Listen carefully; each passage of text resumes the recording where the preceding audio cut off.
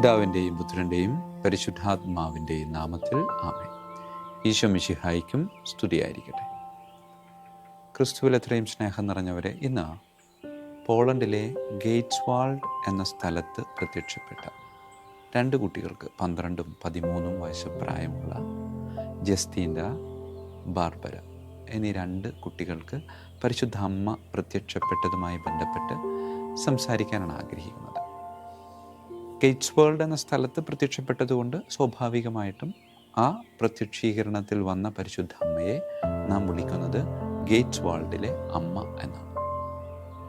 പോളണ്ടിലെ ഈ ഒരു കൊച്ചു ഗ്രാമത്തിൽ ഈ രണ്ട് പെൺകുട്ടികൾക്ക് മുമ്പിൽ ഈ അമ്മ പ്രത്യക്ഷപ്പെട്ടിട്ട് 1877 ജൂൺ മാസം 27 മുതൽ സെപ്റ്റംബർ 16 വരെ 160 തവണ ഈ കുട്ടികൾക്ക് മുമ്പിൽ ഈ അമ്മ പ്രത്യക്ഷപ്പെട്ടു എന്നാണ് പറയുന്നത്.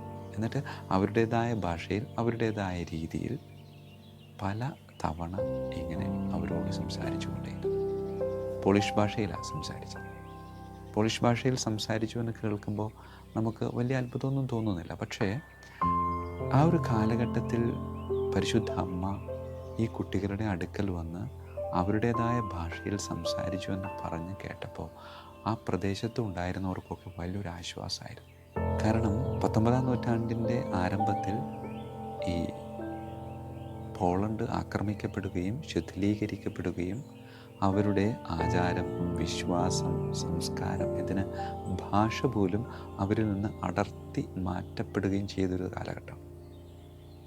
അവരുടെ ഭാഷ സംസാരിക്കാൻ പാടില്ല, അവരുടെ വിശ്വാസം സംരക്ഷിക്കാൻ പാടില്ല, അവരുടെ ആചാരങ്ങൾക്ക് വിലക്ക് ഏർപ്പെടുത്തി.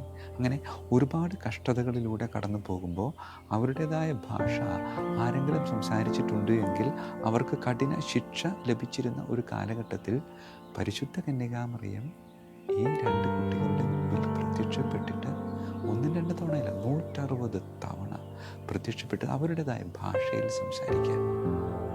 ഇത് അവരെ സംബന്ധിച്ചിടത്തോളവും അവരെ കേട്ടുകൊണ്ടിരിക്കുന്ന അവരുടെ പ്രിയപ്പെട്ടവരെ സംബന്ധിച്ചിടത്തോളവും അമ്മ അവർക്ക് കൊടുത്ത ഒരു വാഗ്ദാനം പോലെയായിരുന്നു. ആരൊക്കെ നിങ്ങളെ വിട്ടുപേക്ഷിച്ചാലും എൻ്റെ മകൻ നിങ്ങളെ വിട്ടുപേക്ഷിക്കത്തില്ല എന്നതിൻ്റെ ഒരു നേർസാക്ഷ്യമായിരുന്നു ഈ അമ്മയുടെ അവരുടെ മുമ്പിലുള്ള ഓരോ പ്രത്യക്ഷപ്പെടലും. ഈ പ്രത്യക്ഷീകരണങ്ങളിലൂടെ കടന്നു പോകുമ്പോൾ ഈ അമ്മ അവർക്ക് 5 പ്രധാനപ്പെട്ട സന്ദേശങ്ങൾ നൽകുന്നുണ്ട്.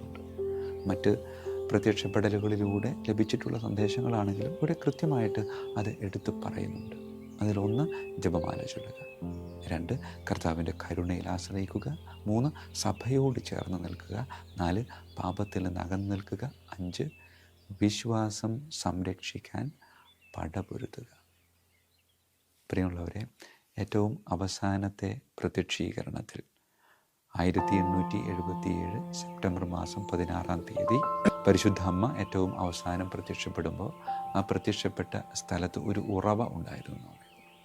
ആ ഉറവയിൽ വരുന്നവർക്ക്, അല്ലെങ്കിൽ ആ ഉറവയിൽ നിന്ന് ഒഴുകുന്ന വെള്ളത്തിൽ നിന്ന് ഒരുപാട് അത്ഭുത രോഗശാന്തികൾ നിങ്ങൾക്ക് ലഭിക്കും എന്നൊരു വാഗ്ദാനം കൂടെ അമ്മ കൊടുത്തിട്ടാണ് അവിടെ നിന്ന് പോയത്. പ്രിയമുള്ളവരെ, 160 പ്രാവശ്യം പ്രത്യക്ഷപ്പെടുകയും 160ാമത്തെ പ്രാവശ്യം പ്രത്യക്ഷപ്പെട്ടപ്പോൾ അവിടെ ഉണ്ടായിരുന്ന ഒരു നീരുറവ ചൂണ്ടിക്കാണിച്ചിട്ട് പറയുന്നുണ്ട്, ഇത് എൻ്റെ ഒരു സാന്നിധ്യമായി എന്നും നിങ്ങളുടെ കൂടെ ഉണ്ടാകും. തൽക്കാലത്തേക്ക് ഞാൻ നിങ്ങളെ വിട്ടുപോകുന്നു, പക്ഷേ ഞാൻ നിങ്ങളെ ഒരിക്കലും വിട്ടുപിരിയത്തില്ല എന്നൊരാഹ്വാനം കൂടെ ഈ നീരുറവയിലൂടെ ആ അമ്മ മക്കൾക്ക് നൽകുകയായിരുന്നു. അതിന്നും ഇപ്പോഴും അവിടെ നിലവിലുണ്ട്. പ്രിയമുള്ളവരെ, ഈ പ്രത്യക്ഷപ്പെടലിലൂടെ അമ്മ പറഞ്ഞ 5 കാര്യങ്ങൾ അതിന്നും ഇവിടെയും വളരെ പ്രധാനപ്പെട്ടതാണ്. ജപമാല ചൊല്ലാം, കർത്താവിൻ്റെ കരുണയിൽ ആശ്രയിക്കാം, സഭയോട് ചേർന്ന് നിൽക്കാം, പാപത്തിൽ നിന്ന്